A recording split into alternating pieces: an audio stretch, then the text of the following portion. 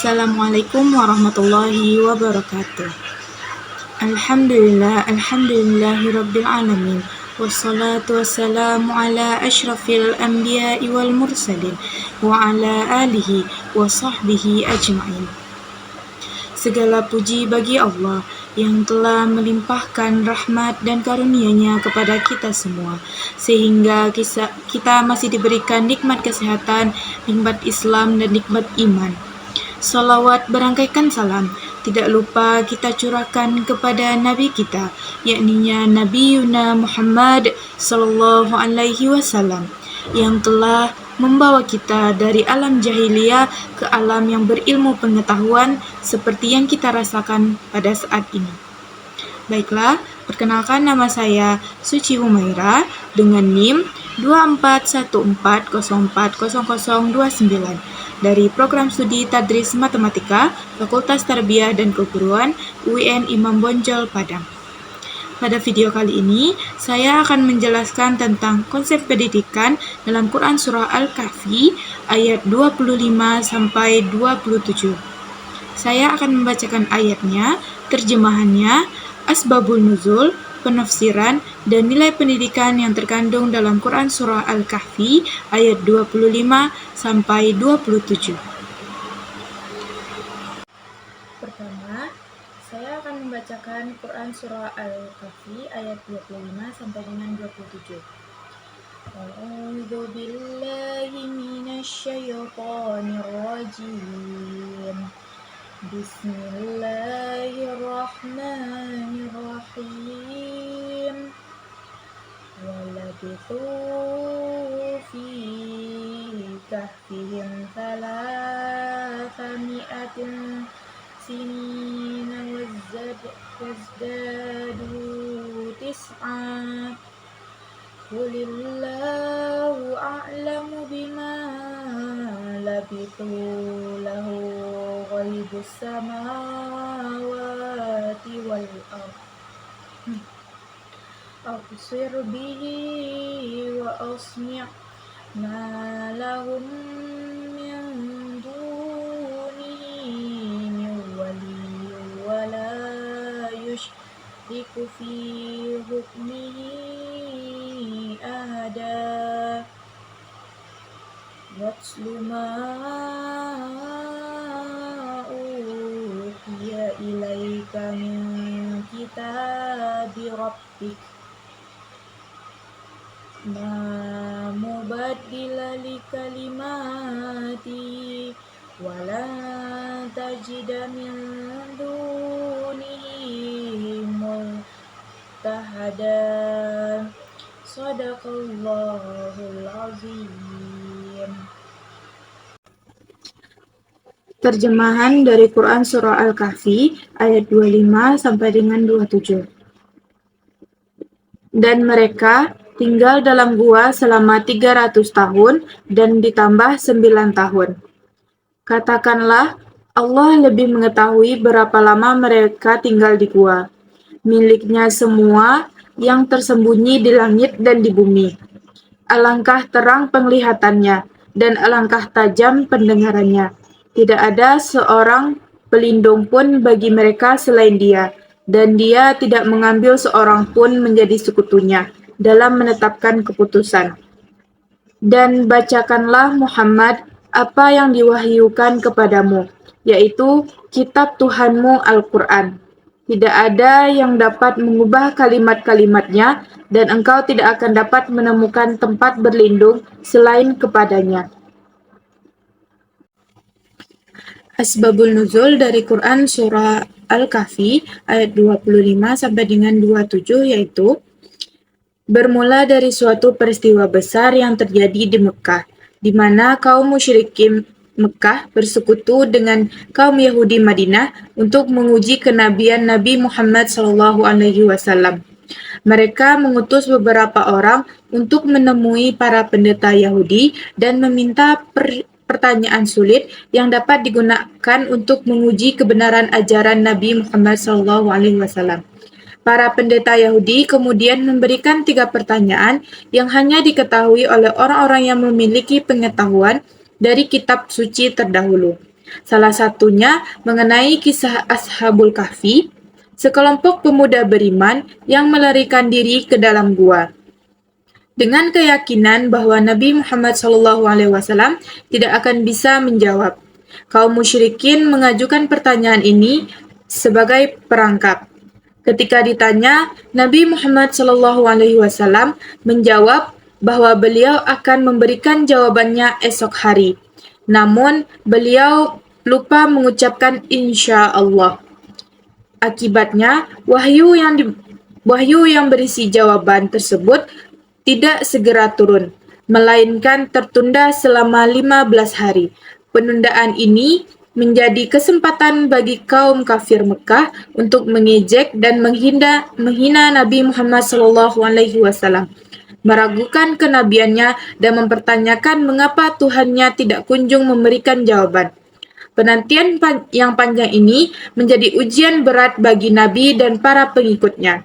Setelah penantian yang penuh ketegangan, Allah Subhanahu wa taala akhirnya menurunkan surah Al-Kahfi secara utuh kepada Nabi Muhammad SAW melalui malaikat Jibril. Turunnya surah ini berfungsi sebagai jawaban atas pertanyaan-pertanyaan yang diajukan. Sekaligus menjadi pembelaan dari Allah untuk Nabi. Khususnya ayat 25-27 datang untuk meluruskan detail kisah Ashabul Kahfi yang telah banyak diputarbalikkan atau dilupakan seiring berjalannya waktu, baik oleh kalangan Yahudi maupun kaum musyrikin. Ayat 25 secara spesifik menjawab keraguan mengenai berapa lama para pemuda tersebut tertidur di dalam gua. Allah Subhanahu wa taala dengan tegas berfirman bahwa mereka tinggal di sana selama 300 tahun ditambah 9 tahun. Menyingkap informasi yang tidak ada dalam versi cerita yang beredar di kalangan ahli kitab. Kemudian ayat 26 mempertegas bahwa pengetahuan sejatinya tentang hal-hal gaib termasuk berapa lama mereka berada di sana hanya milik Allah Subhanahu wa taala. Ayat ini mengajarkan bahwa pengetahuan manusia sangat terbatas dan hanya Allah yang Maha mengetahui segala sesuatu, baik yang terlihat maupun yang tersembunyi. Ayat 27 memerintahkan Nabi untuk membaca Al-Quran dan menegaskan bahwa tidak ada yang dapat mengubah kalimat-kalimat Allah. Ayat ini berfungsi untuk menguatkan Nabi dan para pengikutnya, sekaligus membantah klaim-klaim palsu yang dibuat oleh orang-orang yang menentang ajaran Islam, karena Al-Quran adalah sumber kebenaran yang dijaga dan tidak bisa dipalsukan. Selanjutnya, penafsiran dari Quran Surah Al-Kahfi ayat 25-27. Yang pertama itu ayat 25. Yang pertama tentang waktu tidur yang pasti. Menurut Ibnu Katsir, menjelaskan bahwa ayat ini merupakan jawaban definitif dari Allah Subhanahu wa taala mengenai berapa lama para pemuda Ashabul Kahfi tertidur. Setelah sebelumnya Allah menolak untuk merinci waktu tidur mereka. Dalam ayat ini Allah menjelaskan secara langsung bahwa mereka tinggal di gua selama 300 tahun dan ditambahkan 9 tahun lagi. Yang kedua, perbedaan kalender. Menurut Ibnu Abbas, sahabat Nabi dan ahli tafsir menafsirkan angka tersebut terkait dengan perbedaan kalender Masehi Syamsiah dan Hijriyah Qamariyah. Perbedaan antara 3 tahun matahari dan 309 tahun bulan adalah sama. Angka ini secara langsung membantah spekulasi dan perdebatan yang terjadi di kalangan ahli kitab Yahudi dan Nasrani pada masa itu, yang mereka versi cerita yang berbeda tentang kisah ini. Yang ketiga, mukjizat Al-Quran. Ayat ini juga menunjukkan kemukjizatan Al-Quran. Nabi Muhammad SAW yang tidak pernah belajar sejarah ini mampu memberikan jawaban yang sangat detail dan akurat, yang mustahil diketahui tanpa wahyu dari Allah. Hal ini membuktikan kebenaran risalah beliau. Selanjutnya, ayat 26. Yang pertama itu ilmu Allah yang sempurna. Para ulama menafsirkan bahwa ayat ini menegaskan kembali bahwa hanya Allah Subhanahu wa taala yang Maha mengetahui segala yang gaib di langit dan di bumi. Meskipun Allah telah menyebutkan secara pasti durasi waktu mereka tertidur. Pengetahuan paling sempurna tetap miliknya. Manusia hanya diberi tahu sebagian informasi darinya. Yang kedua, bantahan terhadap spekulasi. Ayat ini berfungsi sebagai bantahan terhadap orang-orang yang berdebat dan mencoba menebak-nebak hal gaib, termasuk kaum musyrikin dan ahli kitab yang meragukan kenabian Nabi Muhammad SAW. Yang ketiga, ketajaman pendengaran dan penglihatan Allah. Lafal alangkah terang penglihatannya dan alangkah tajam pendengarannya, menunjukkan kesempurnaan sifat Allah Subhanahu wa taala dalam mengawasi dan mengetahui segala sesuatu. Tidak ada yang luput dari pandangan dan pendengarannya, termasuk kisah Ashabul Kahfi yang terjadi ribuan tahun lalu. Yang terakhir, ayat 27. Yang pertama, kewajiban menyampaikan wahyu. Ayat ini adalah perintah langsung kepada Nabi Muhammad SAW untuk membaca dan menyampaikan wahyu Al-Quran kepada umatnya. Dalam tafsir, ini menunjukkan bahwa Al-Quran adalah sumber kebenaran yang tidak boleh disembunyikan, dikurangi, atau diubah. Yang kedua, tidak ada yang bisa mengubah firman Allah. Dalam lafal, tidak ada yang dapat mengubah kalimat-kalimatnya, menegaskan bahwa Al-Quran adalah kitab suci yang dijaga kesuciannya oleh Allah Subhanahu wa taala. Tidak ada seorang pun yang bisa memalsukan atau mengubahnya. Ini adalah janji perlindungan dari Allah Subhanahu wa taala untuk Al-Quran. Selanjutnya, nilai pendidikan yang terkandung dalam Quran Surah Al-Kahfi ayat 25 sampai 27. Yang pertama, itu nilai pendidikan akidah atau keimanan. Yang pertama, pengakuan atas kemahatauan Allah Subhanahu wa taala.